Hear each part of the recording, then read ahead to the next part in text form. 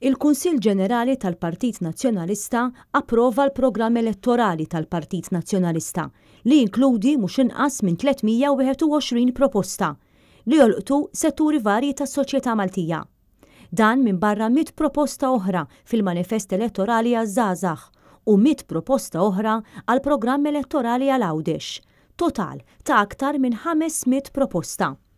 F'diskors li ġab fit-tmiemu l-Kunsill Ġenerali, il-kap tal-Partit Nazzjonalista Simon Busuttil tkellem dwar l-għażla li għandna qudiemna u qal li din hija għażla għal futur ta' pajjiżna. Fit-3 ta' Ġunju l-għażla mhijiex bejn żewġ kapijiet ta' partiti, l-għażla mhijiex bejn żewġ partiti, l-għażla mhijiex bejn kuluri blu, aħmar, aħdar, oranġo, l-għażla hija għażla għal futur ta' pajjiżna.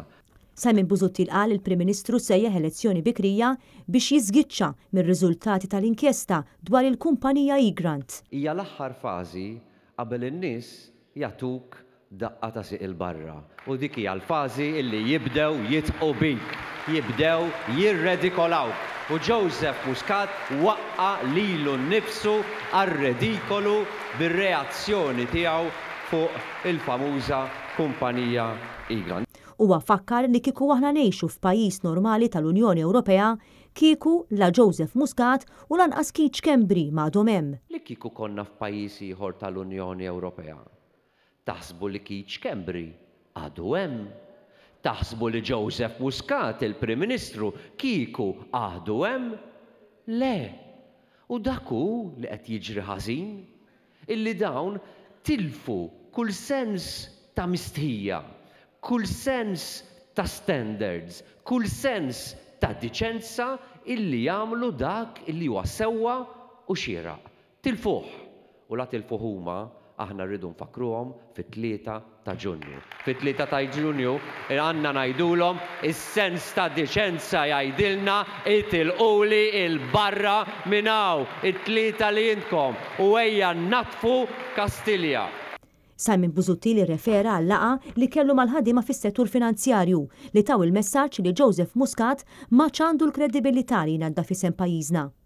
Quddiem dan ċar l-impenn tal-kap tal-Partit Nazzjonalista li jnadda fisem pajjiżna u li bħala Prim Ministru ġdid iwassal dan il-messaġġ fis-summit tal-Kunsill Ewropew f'Ġunju li ġej. Jekk fit-3 ta' Ġunju il-poplu Malti ipoġġi il-fiduċja tiegħu fina u fija biex immexxu dan il-pajjiż, fost l-ewwel deċiżjonijiet illi nieħdu u fost l-ewwel azzjoni illi nieħdu hija illi nerġgħu innatfu isem pajjiżna u r-reputazzjoni ta' pajjiżna nerġgħu nibnuha mill-ġdid. Jiena lest illi fissimkom immur Brussell għas-summit tal-Kunsill Ewropew u nibgħat messaġġ ċar illi l-poplu Malti tkellem, illi l-poplu Malti għażel, illi l-poplu Malti fit-3 ta' Ġunju għażel Malta. Għażel li jnaddaf isem Malta illi aħna dawwarna l-folja u bdejna nikdbu paġna ġdida tal-istorja ta' pajjiżna.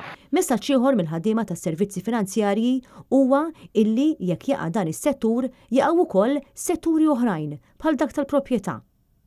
Simon Busuttil refera wkoll għad-dikjarazzjoni ta' Joseph Muscat li wara l-istorja tal-Egrant hemm is-servizz sigriet Russu u qal illi issa wasalna fl-aħħar fażi fejn il-poplu jirridikola lil politiku qabel ma jtieħ il-ġenb u jwarbu.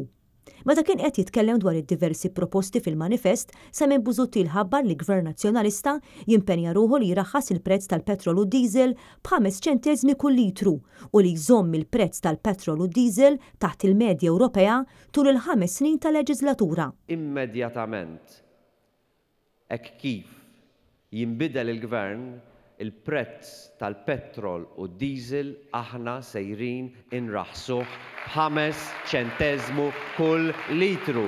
U ser niggarantixxu illi l-prezz tal-petrol u diesel sejrin inżommuh taħt il-medja Ewropea għal perjodu sħiħ illi aħna nibqgħu fil-gvern fuq medda ta' 5 snin. Simon Busuttil tem jgħid li l-għażla qudiemna hija għażla l-futur ta' pajjiżna u l-poplu jrid jagħmel din l-għażla b'determinazzjoni u jassigura li fit-3 ta' Ġunju jagħżel Malta.